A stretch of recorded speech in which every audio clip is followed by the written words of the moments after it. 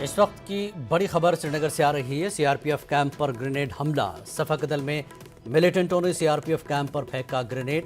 किसी तरह के नुकसान की इतला नहीं।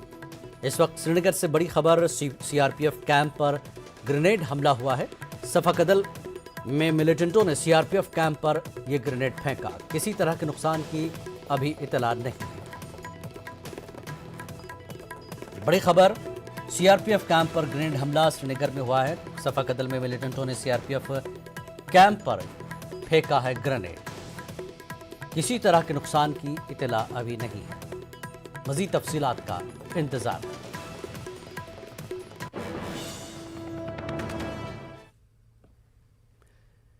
खबरों में आगे बढ़ेंगे। कांग्रेस की जनरल सेक्रेटरी प्रियंका गांधी ने बहराइच का दौरा करके गुरविंदर सिंह के खानदान से मुलाकात की है। गुरविंदर सिंह की लखीमपुर तशद्दुद में मौत हुई थी। इस मौके पर प्रियंका गांधी ने कहा कि किसानों को इंसाफ मिलना चाहिए। प्रियंका गांधी ने मरकजी वजीर अजय मिश्रा के इस्तीफे का मुतालबा किया। प्रियंका ने कहा कि मुलजिमीन को फौरन गिरफ्तार किया जाए। ये कि इस देश में लोगों को न्याय का अधिकार है और अभी तक न्याय नहीं मिला है, क्योंकि अभी तक जो मंत्री हमारे जो गृह राज्य मंत्री हैं, उनके बेटे को सारे वीडियोस में सबने पहचाना है और जो वहाँ पे मौजूद थे चश्मदीद गवाह, वो सारे कह रहे हैं कि उनके बेटे इन्वॉल्व थे इस मामले में। तो मैं जानना चाहती हूँ कि न्याय कैसे मिलेगा अगर वो मंत्री रहेंगे, उनके अंडर आता है ना ये सब। किसानों से तो जब तक वो रहेंगे, जब तक वो बर्खास्त नहीं होंगे, तो कौन एक निष्पक्ष जांच करेगा, बताइए। बराबर सवाल उठा रही हैं कि हमको गिरफ्तार किए, हमारा कसूर क्या था, हम तो गए थे सांत्वना देने जी, लेकिन जो लोग दोषी थे अभी वो लोग किसी को नहीं पकड़ा गया। तो आप बताइए। राष्ट्रीय लोकदल के सरबराह जयंत चौधरी ने अलीगढ़ के खेर असम्बली हल्के में आशीर्वाद यात्रा से खिताब करते हुए लखीमपुर हादसे को दहशतगर्द हमले से ताबीर किया। उन्होंने जलसे से खिताब करते हुए कहा कि आज किसानों को एक मुनज़्ज़म साजिश के तहत निशाना बनाया जा रहा है। उन्होंने मुतालबा किया कि ऐसे अफराद पर जो सख्त तरीन दफात लगाई जाएं और दहशतगर्दों के लिए बनाए गए कवानीन के तहत कार्रवाई की जाए। उन्होंने कहा कि भारतीय जनता पार्टी के वजीर को इस्तीफा देना चाहिए। नहीं, मैं नहीं कह सकता, हो जाता है। व्यवस्थाओं को लेकर पुलिस प्रशासन अपने प्रयास कर रहा है। लखीमपुर की घटना बहुत दर्दनाक है। ये एक आतंकवादी हमले से कम नहीं है। मेरी तो मांग है तुरंत गिरफ्तारी हो और इससे भी कड़ी से कड़ी जो धाराएं लग सकती हैं, आतंकवादियों के लिए जो कानून बने हैं उसके तहत काम हो। वो योगी जो बुलडोजर चलाने को के बार बार कहते हैं कि बुलडोजर चला दिया जाएगा, जब उनके खुद पार्टी के मंत्री दोषी हैं तो उनके क्या घर बुलडोजर चलाएगी सरकार? आतंकी कहने का मतलब क्या है? विदेश में जब गाड़ी के प्रयोग से निहत्थे नागरिकों पर वार होता है तो उसे आतंकवादी घटना की जाती है। किसकी गिरफ्तारी की मांग कर रहे हैं? किसकी गिरफ्तारी की मांग कर रहे हैं आप? मंत्री और उनके बेटे की, और मंत्री को तुरंत बर्खास्त करना चाहिए। इलाहाबाद के कंपनी बाग पर गैर कानूनी कब्जे को लेकर इलाहाबाद हाईकोर्ट के हालिया हुक्म के बाद मकामी इंतजामिया ने अपनी इन्हदामी कार्रवाई शुरू कर दी है। मकामी इंतजामिया ने कंपनी बाग, जिसका नाम बदलकर अब चंद्रशेखर आज़ाद पार्क कर दिया गया है, में बड़े पैमाने पर इन्हदामी कार्रवाई शुरू कर दी गई है। कंपनी बाग में कई कदीम दरगाहें, मज़ारात और मसाजिद मौजूद हैं। इलाहाबाद हाईकोर्ट के हुक्म से मकामी मुसलमानों में सख्त तशवीश पैदा हो गई है। पेश रिपोर्ट।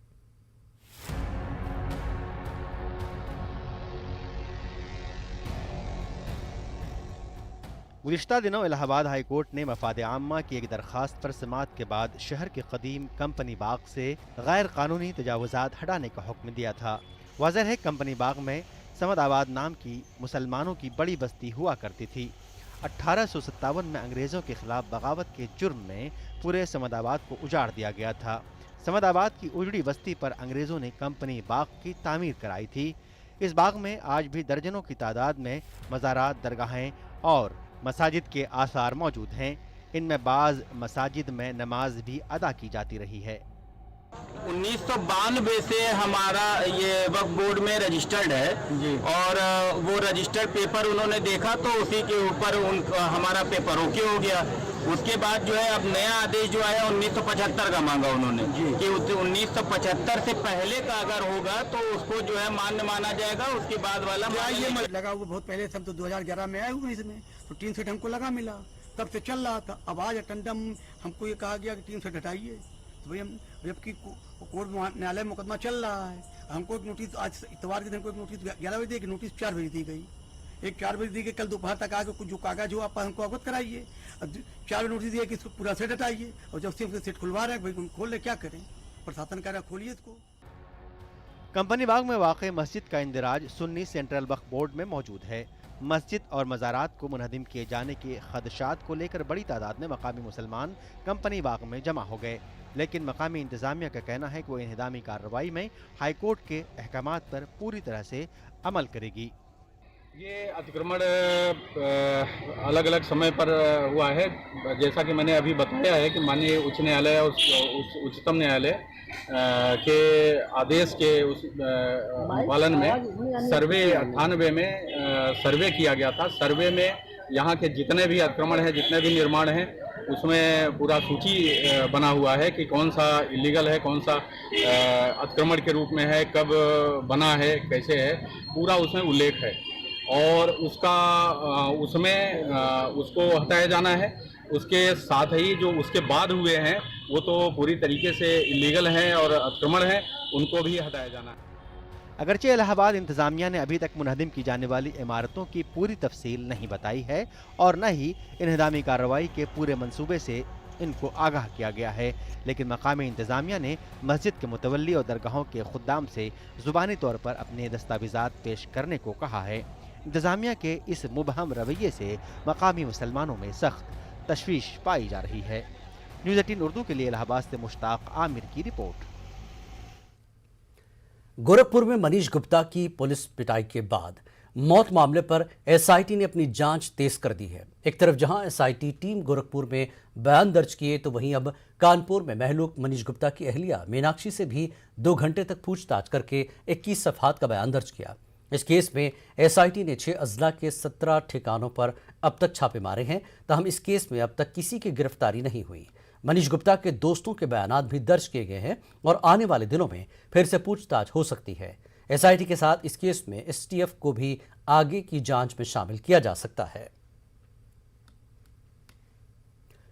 कोरोना की पहली और दूसरी लहर में जो तबाही हुई थी, इससे बचने के लिए उत्तर प्रदेश हुकूमत मरकज के साथ मिलकर भरपूर कोशिश कर रही है। आज गाजियाबाद के जिला महिला अस्पताल में ऑक्सीजन प्लांट का इफ्तिताह किया गया।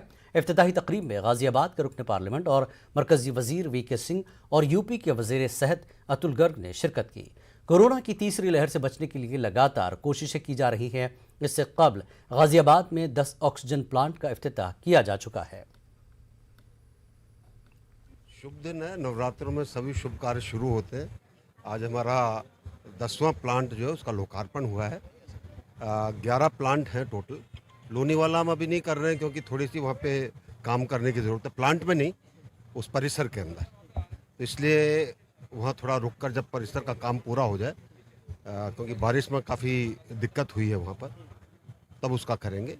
और हमें आशा है कि ये 11 प्लांट से जो हमें एक ऑक्सीजन की दिक्कत आई थी, वो आगे आने वाले दिनों में नहीं आई। वज़ीर आज़म नरेंद्र मोदी ने आज उत्तराखंड के एम्स ऋषिकेश में एक तकरीब में मुतादिद रियासतों और मरकज़ के ज़ेर इंतज़ाम इलाकों में पीएम केयर्स फंड के तहत कायम 35 PSA ऑक्सीजन प्लांट्स का इफ्तिताह किया। मेरठ में भी मेडिकल कॉलेज के अलावा कैंट और ज़िला अस्पताल में पीएम केयर फंड से कायम किए गए ऑक्सीजन जनरेशन प्लांट की आज से शुरुआत हो गई है। पीएम मोदी ने वर्चुअल इफ्तिताह करते हुए मुल्क के अवाम को खिताब किया। वज़ीर आज़म की वर्चुअल इफ्तिताही तकरीब के बाद मेरठ के कैंट और ज़िला अस्पताल में रुकन पार्लियामेंट राजेंद्र अग्रवाल ने फतह काट कर शुरुआत की। अब तक मुल्क भर में पीएम केयर्स फंड के तहत मजमूई तौर पर 1224 PSA ऑक्सीजन प्लांट्स कायम किए गए हैं। मिलियन टन की जो उत्पादन था उसको हम लोग 9,500 तक लेकर के गए, परंतु स्थायी व्यवस्था बन जाए और प्रत्येक हॉस्पिटल सेल्फ सफिशिएंट हो जाए। यदि ऐसा कोई संकट भविष्य में आए तो उस दृष्टि से पीएम केयर फंड में से पूरे देश के अंदर 500 से अधिक ऐसे प्लांट लगाए गए। मेरठ के अंदर या कैंटोनमेंट में अस्पताल में लगा है, पीएल शर्मा में लगा है, मेडिकल कॉलेज में लगा, और भी कई जगह निधियों से लगे सांसदों के विधायकों की। तो ये सारे के सारे जो आज ये ऑक्सीजन के प्लांट उनका लोकार्पण हो रहा है, माननीय प्रधानमंत्री जी कर रहे हैं। तो मैं समझता हूँ कि ये बहुत बड़ी जो संभावित मरीज हैं उनके लिए बहुत बड़ी राहत का ये काम देगी। प्लांट तो यहाँ ज़रूरी था क्योंकि यहाँ 250 बेड का ही हमारा हॉस्पिटल है। तो अभी हमें हमारे यहाँ जो पीएम केयर फंड से ये 1000 LPM की क्षमता वाला ऑक्सीजन जनरेटर प्लांट स्थापित हुआ है, जिसका आज उद्घाटन माननीय प्रधानमंत्री जी द्वारा किया गया है। ये ऑक्सीजन जनरेटर प्लांट लगभग 150 रोगियों को ऑक्सीजन उपलब्ध करा सकता है निरंतर। ऑक्सीजन प्लांट पूरी तरीके से ऑक्सीजन की सप्लाई देने के लिए पर्याप्त है और आज इसकी विधिवत शुरुआत कर दी गई है और सभी 250 बेडों पर ऑक्सीजन की सुविधा, सभी बेडों पर जो भी यहाँ पे बेड हैं, ऑक्सीजन की सुविधा सभी बेडों पर उपलब्ध रहेगी और किसी भी मरीज को अब अस्पताल के अंदर अगर ऑक्सीजन की जरूरत पड़ती है तो उसको ऑक्सीजन दी जा सकती है। इलाहाबाद में पेट्रोल की कीमत पहली बार 100 रुपये फी लीटर को पार कर गई है। इसी तरह डीजल की कीमत भी 90 रुपये के पार कर जाने से कारोबारी तबके में सख्त मायूसी देखने को मिल रही है। पेट्रोल और डीजल की कीमतों में मुसलसल इजाफे की वजह से आम सार्फिन ने अपनी सख्त नाराजगी का इजहार किया है। खास तौर से तलबा और मुतवस्सित तबके से ताल्लुक़ रखने वाली खवातीन ने पेट्रोल की बढ़ती कीमतों के लिए हुकूमत को जिम्मेदार ठहराया। हो रही है, पैसे खत्म होते जा रहे हैं, खाने के लिए सोचना पड़ रहा है क्योंकि डीजल पेट्रोल तो बढ़ा जाना ही है, ऑफिस जाना है, बच्चों को स्कूल जाना है, तो उसको तो हम कम नहीं कर सकते हैं, अपनी और चीज़ों में कटौती करनी पड़ रही है। महंगाई बढ़ रही है भैया, इससे खाने पीने का सामान का रेट बढ़ रहा है। आज तेल देख लीजिए 200 रुपये किलो चला गया है।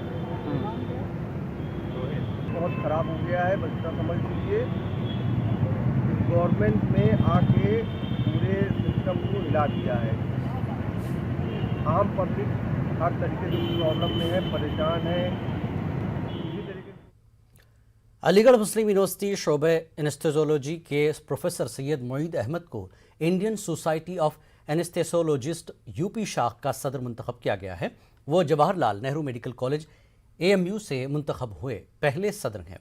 प्रोफेसर मोईद अहमद ने न्यूज़ 18 उर्दू से बात करते हुए कहा कि हमारे शोबे से वाबस्ता डॉक्टर्स पहले बंद कमरे में काम करते थे, लेकिन अब वो बहुत अहम जगहों पर अपनी खिदमात अंजाम दे रहे हैं। लेकिन मुल्क में एनेस्थेसियोलॉजी के डॉक्टरों की कमी से भी इनकार नहीं किया जा सकता है। इस बात बाबत संजीदगी से गौर व फिक्र करने की ज़रूरत है। Actually Indian society of anaesthesiology का जो प्रेसिडेंट इलेक्ट में बना इस साल, मैंने अपने को नॉमिनेट किया था और 21-22 में मैं इलेक्ट रहूँगा, उसके बाद 22-23 में मैं प्रॉपर प्रेसिडेंट बनूँगा। और इस हमारे मेडिकल कॉलेज में एनेस्थीसिया डिपार्टमेंट से मैं पहले दफ़ा ये प्रेसिडेंट बन रहा हूँ, उसके पहले कोई बना नहीं था। दूसरी बात ये है कि हमारा जो स्पेशलिटी है एनेस्थीसिया, इससे पहले शुरुआत में अब अगर देखें तो हम लोग 4 दीवार के अंदर रहते थे, मतलब OT के अंदर रहते थे, मगर एनेस्थीसिया अभी स्प्रेड हो गया। हम ICU हम चलाते हैं, इमरजेंसी मेडिसिन में आप एनेस्थेसियोलॉजिस्ट रहते हैं। अब हर जगह एनेस्थीसिया का एक रोल आ गया है और एनेस्थीसिया अभी 4 दीवार के अंदर नहीं है। स्पेशली ICU का ऊपर मेजर रोल हमारा है।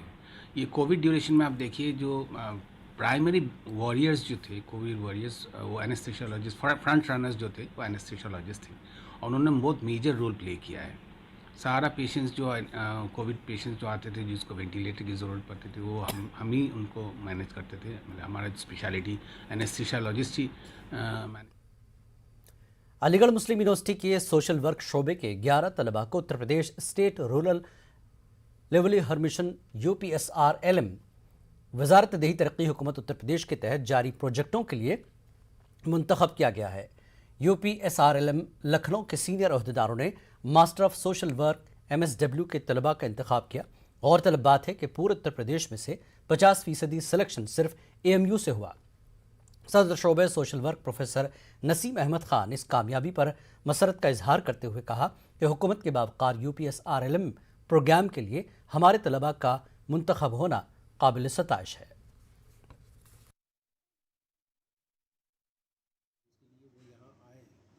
देखिए, ये उत्तर प्रदेश स्टेट गवर्नमेंट का एक प्रोग्राम है जिसे UP state rural livelihood mission है। इस प्रोग्राम के तहत मास्टर ऑफ सोशल वर्क के स्टूडेंट्स का प्लेसमेंट हुआ है। ये एक गवर्नमेंट का प्रेस्टिजियस प्रोग्राम है जिसमें कि upliftment of the rural people से रिलेटेड प्रोग्राम है और ये पॉवर्टी एलिविएशन प्रोग्राम से जुड़ा हुआ है।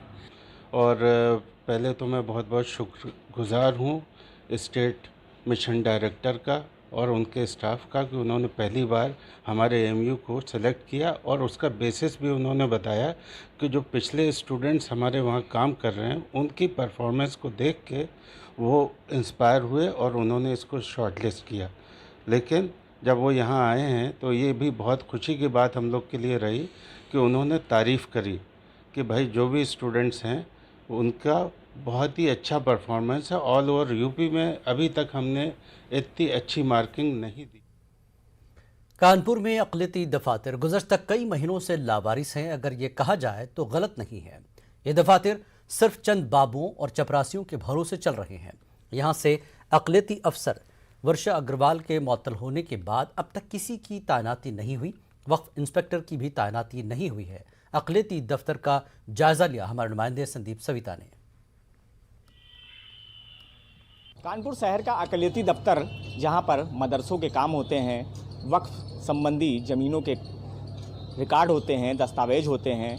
यहां की अगर बात की जाए तो कानपुर में पिछले कई महीनों से अल्पसंख्यक अधिकारी नहीं हैं। जब से यहां पर शादी अनुदान घोटाला खुला उसके बाद यहां पर उस समय तत्कालीन रही यहां पर अल्पसंख्यक अधिकारी वर्षा अग्रवाल को सस्पेंड कर दिया है। सरकार ने जिस तरह से सस्पेंड किया है उसके बाद यहाँ पर अल्पसंख्यक अधिकारी की तैनाती नहीं हुई है। जिस तरह से आप देख सकते हैं यहाँ पर अल्पसंख्यक अधिकारी के तौर पर यहाँ पर जो चार्ज दिया गया है वो CMM 6 को ये चार्ज दिया गया है, लेकिन वो भी यहाँ पर मौजूद नहीं रहते हैं। बताया जाता है कि दफ्तर में जिस तरह से जानकारी मिली है कि वो केवल आधे समय के लिए यहाँ पर आते हैं। अब देखना होगा जिस तरह से वक्फ इंस्पेक्टर की भी यहाँ पर तैनाती अभी तक नहीं हुई है तो इस तरह से मदरसों और वक्फ संबंधी जो चीज़ें हैं उनका काम कैसे होगा। कानपुर से संदीप सविता, न्यूज़ 18। उत्तर प्रदेश के वजीर आला योगी आदित्यनाथ ने वाराणसी में मेरा पोस्ट कार्ड PM को मुहिम का आगाज़ किया। इस दौरान योगी आदित्यनाथ ने PM की जमकर तारीफ की। उन्होंने कहा कि मां गंगा का आशीर्वाद PM मोदी पर बना रहे। योगी आदित्यनाथ ने बूथ अभियान के तहत बूथ नंबर 77 से PM को पोस्ट कार्ड रवाना किया।